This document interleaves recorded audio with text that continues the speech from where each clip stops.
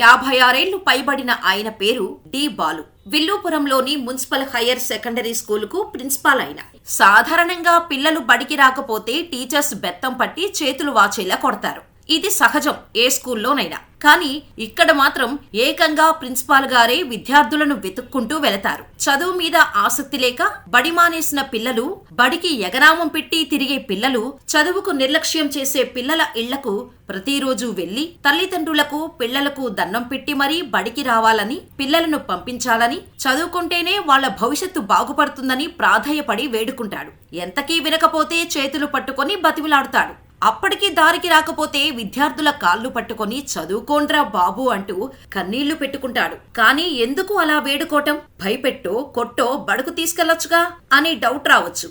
కానీ బాలుగారు ముందు అలాగే ఉండేవారు. అందరిలాగే పిల్లలు బడికి డుమ్మాలు కొడితే కొట్టి తిట్టి చెప్పేవారు.